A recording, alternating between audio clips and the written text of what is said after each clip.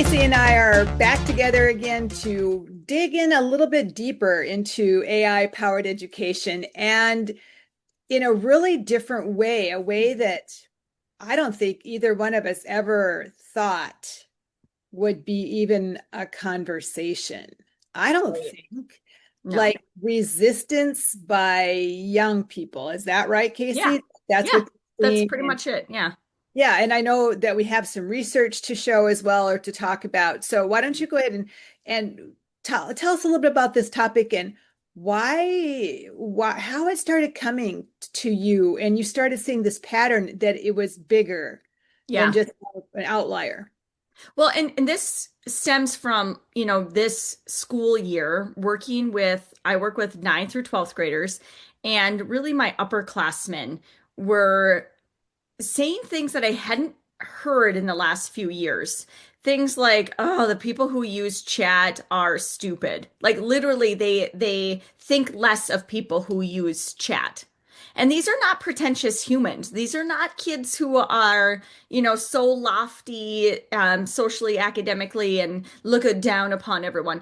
These are just average students who have seen in their classmates sort of this pitfall in their understanding, in their you know, value that they're getting out of education. And they're like, they think they're literally stupid because they don't even know how to use AI tools in a way that makes them smarter. They're like they're just doing it to just like because they can, not because it's giving them value or it's improving their education. They're just like, oh yeah, it's easier.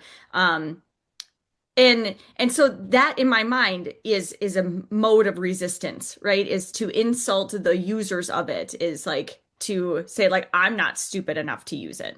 Okay. Um, but then I still have plenty of students who are like, well, if AI can do it, why are we doing it? If AI can do it, why are we doing it? Okay. So then we've reframed, right? We've talked about this before, over the last few years of like, are we asking students to do real work? If AI can do it, then, what's the point? And so always trying to find like, yes, let's get them to do real world work that is fulfilling. I've heard students say things like, I'm really against what the data centers need in a community, the water consumption, the electricity, the supposed job creation. They're very skeptical about that, saying that there's very few jobs that are created because of this, or the jobs that are created are very temporary, in that once the center's built, those jobs go away, and now what? And instead we're depleting community resources. And like that to me is incredibly disheartening, and also like I don't know, I just see in my students like this maturity for them to see this effect happening in their community. And it's not something that you and I have talked about on this show before. And obviously we've taken some time away from creating episodes because of it. Like we're like we need to learn more, and we need to think for ourselves about what are the ramifications of AI in education in terms of how our students are talking about it. Um, and I know I'm going to keep going because they're saying a lot of stuff, but there Right. are more things. They say I don't want to use AI for anything because I'm afraid that if I use it for one thing, I'm going to use it for everything. And if I use it for everything, then I have nothing. And I'm like, wow, that's really profound too. Right? It's a slippery slope. Right, it is. I was going to say there's not, I mean, it's like extremism in a way. Hmm. It's Hmm. almost a privileged viewpoint in a way, like we don't, and it's almost again not fully critically thinking through all parts of it. There's a piece of it that is a truism, possibly, Hmm. but it Hmm. doesn't go all the way to the end that it's true. Well, and we'll get to like why we think this thinking is faulty, right? And like what we hear these things, but here's where we as educators get to come in, right? Um, the most disheartening comment that I received though is I was with a group of my students, and I had my business cards for our show. Mm. And I was just like, oh, hey, came across it in my bag of things. And I said, does anybody want one? And then one student looked at it and then looked at me and said, I don't like AI, and then handed it back to me. And I was hurt because I was like, you don't even know what we talk about on the show or what I research and what I think about it. You just saw the words AI powered education and you thought, well, you thought what you thought of all the things that I've just, Right. said, the I find that concern. in adults all the time. You Mhm. say AI and that's it. They don't want to have Yep. anything to do with it. And I really see that with the I don't know, 25 to 35-year-old group where they again there are the haters and they're going, I don't know if it's like they're, it used to be fear. So sometimes you say things out of Mhm. fear, right? But I feel like I'm not sure what it is, but it is definitely gone beyond. It's now putting people down to make sure that you can't, like, you are, yeah, you're disowned from the AI if I can't really hang out with you too much because you believe in that Right. path. Right. Well, and I I think do we need more feel like divides. there's a smaller concern that I have with like the perception of my students of me like Mhm. as an educator and what I am doing to prepare them for the future and to, build my own understanding.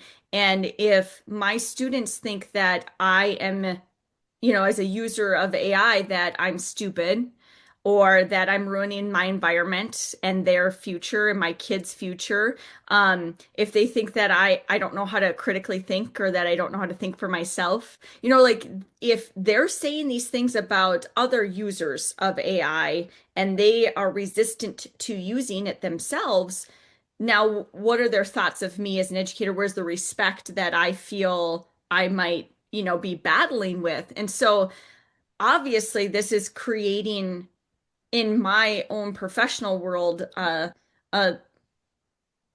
a concern, and it's something that I want to spend some time really picking apart and trying to figure out before, like you and I now at this point, we're sort of getting beyond like talking about the tools. We're getting Mhm. beyond talking about like, hey, look at what it can do. Hey, look at this cool new trick. Mhm. And we're really leaning into theory now about how, this technology influences us both positively and negatively, like any other type of Right, technology. right. But yeah, anyway, I feel like that's where my brain has been at, listening to my students, listening to their comments, and then reading where what has Pew Research Center developed for polls and engaging a larger audience. So not just like my small little rural community, Right. bigger, larger, what is the whole of US think about AI? And Mhm. so yeah, I don't know what's your experience right now, Sandra, with your the students that you serve in a college like setting and you work with older individuals, but like what's the collective feeling that you think is happening right now? Right. I think that they are slow to adopt. Mm. And so they're playing catch up. And all of a sudden they realize now, oh my gosh, look how fast I can do lesson plans. Look how quickly I can translate for the different languages in my classroom. Like they're like, wow, like now they're using it like crazy. And I'm thinking, well, wait a second. Are you thinking about this? Are you still in the loop? Are you still, Mhm. is it a team effort between you and the AI? Is it, or Mhm. is it just you seeing? So it's all, so that I just think they are slow to adopt. They were frightened, again, older, they don't want to. Nobody was Mhm. guiding them. No school districts were really helping train them because, they were just student teachers and, um, you know, kind of the lowest of the ring when it comes to education, right? So, but when they started seeing all this excitement and then they started trying it, then some of the older teachers are like, well, what are you doing? And what, so then they got some leverage and they start sharing it. But again, Mhm. I don't think there's a lot, at least was this past year, a lot of critical thinking around the bigger picture of what's going on with AI.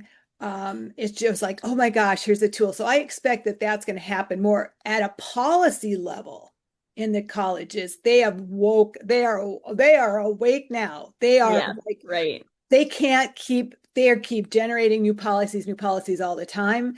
At the doctoral level, um, they're seeing all kinds of papers just come, dissertations coming in, just AI generated, and they don't know what to do with it. And again, it goes like all the way back to how we talk about it and how we teach it and all Hmm. of that. But in another realm that I'm seeing, and this is again like about 25 to 30-year olds, they're using it if they were using it early on and they've been using it for work. I have been eye-opened to a whole new realm of all the little AI agents that can do all these things for you the way you can just set up a simple prompt Yep. for whatever you want it to work on, and it's working behind the scenes all the time. And you get 4 or 5, you could have as many of these going on at the same time, all working for you. And then you go through when you have time, sift through what you want, keep what you want, send out what you want, whatever, update them, but they're working for you. Like, okay, now what is my brain going to say in education and my students and our students? And when I hear you say this, if it's critical thinking resistance, that's different than just kind of blind resistance. Hmm.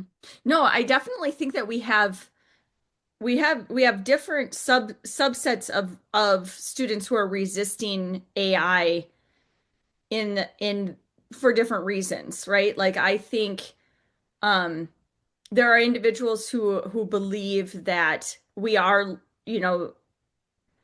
if we blindly accept everything that AI produces for us, or if we're not critically thinking and engaging with the content that has been put out, that we're losing skills, or perhaps we're never gaining skills, right? For like our youngest people that we work with. Um, but then there's also the resistance for the effects of who owns the Mm. AI tools, Yep.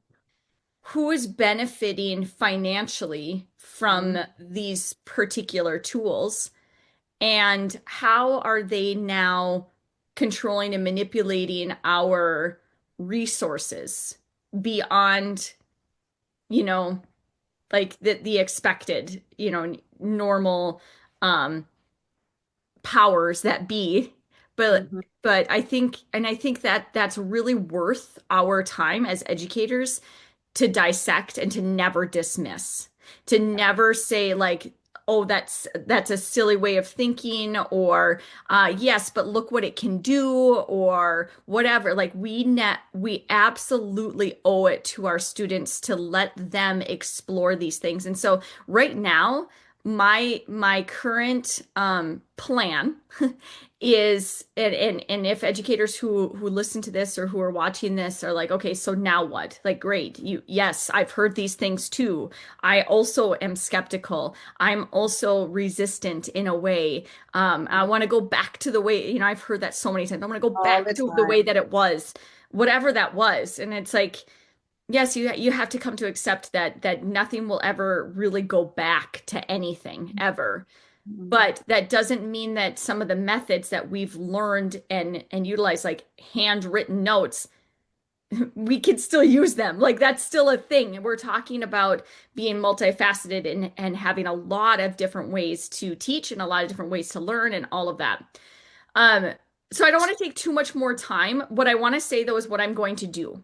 So my plan is to start my school year with a survey of sorts. Not necessarily like a general survey, but something very specific within my classroom. And I'm inspired by some surveys that I've seen come out where they're collecting information from various like generations, Gen Z, and learning what they are interested in, and paying attention to those surveys, but asking my students specifically some questions about what it is that they understand about AI. It is an important area to talk about, and we haven't. And I just think it sounds like a really good series for Yeah. Okay? Awesome. Thank you. Thank you.